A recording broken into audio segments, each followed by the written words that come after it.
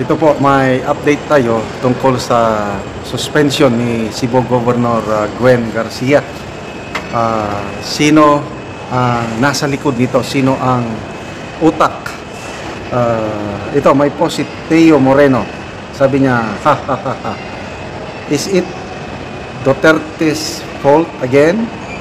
You are really different, Governor Gwen Garcia.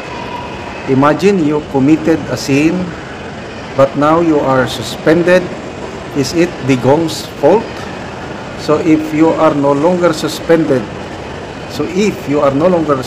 is it okay? Ang basehan ni Teo Moreno, ito may official statement na pinalabas ng gobernadora.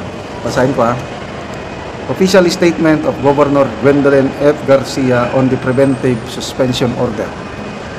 I would also like to clarify a few facts, sabi ng gobernadora. Number 1, the complainant, Moises Garcia de Farin, is the founder of the Duterte Riders team and is openly affiliated with partisan political groups. Number 2, the suspension order was issued by Ombudsman Samuel Martires, a known Duterte appointee, and was released with barely 2 weeks before the elections. Number 3, the suspension is illegal as it violates Section 26 of the Omnibus Election Code, which explicitly states that any public official who suspends any elected provincial, city, municipal, or barangay officer without prior approval of the Commission shall be guilty of an election offense. This applies during the official election period, which for the May 2025 election runs from January 12 to June 11, 2025. No COMELEC approval was secured prior to the issuance of the suspension.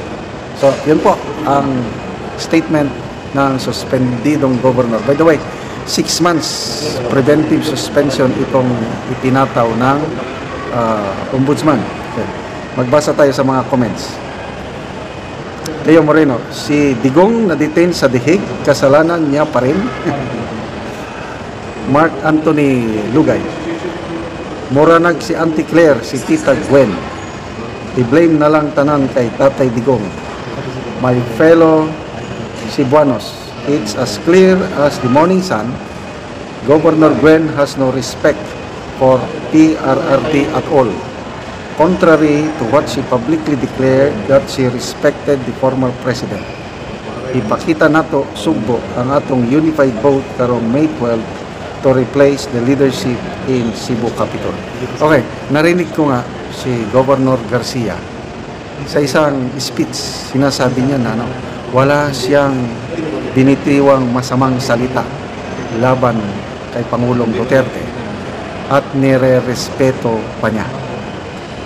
But this time, nasuspend na siya, nakakulong na si Tatay Digong sa Netherlands, tapos meron ng pahiwatig na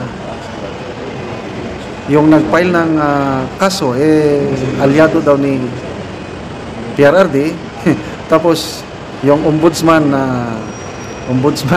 nag-suspend sa kanya is appointee ni Duterte. Grabe, no? XT Flores, sabi niya, hinay-hinay nagtuyok ang lamisa. Thank you, Lord. Paulo Escudero, himikin na for life. Yan, si Gwendolyn. Dear you, saba go, baka na kay ka ayaw, sigig pakalimpyo kay daghan man pud anomalya sa una pa. Marami daw siyang anomalya nung una pa. Ito yung reklamo is parang nag-issue ng permit ang gobernadora sa isang grupo na walang necessary documents from DENAT. Yun yung basic issue dito. Maan Mendoza, dapat kinakasuhan yung ganyang mahilig mandamay sa pangalan na wala namang connection sa issue. Kasi parang sa dulo ng bintang o resulta ng statement, may pag-aakusa doon sa dinadamay na pangalan. Jesse Rosales, laking pagkabuang yun, ana ni Gwen, wala na siya tamang pag-iisip. Jay Larsen, isa raman guro ang punuan ng mga anti-Duterte, dawat-dawat na lang kay Manisi Kapa. Princess Cabilla, grabe ang power ni Tatay Digong. Kalungot lang gihapon sila maskin 1 month kapin na nga nakadulog. Grabe no? Nakakulong yung tao. Sobra 1 month na eh. Tapos, may power pa siya na magpasuspend. Grabe. So, lahat na lang ng mangyayari sa mga politiko. Duterte na naman. Wala na, sobra na ang pang-api nila kay Tatay Digong. Kaya, sige lang, kulturang Pinoy, kung sino yung inaapi, nandoon ang simpatya na. Sigurado, maraming magre-react dito sa statement ni Governor Garcia na parang sinisisi pa niya ang mga Duterte sa kanyang suspension. Bibi Sara, na-impeach na nga siya, political survival na. Ang mood ng mga Duterte ngayon is survival. Saan ang power nila na magpasuspend?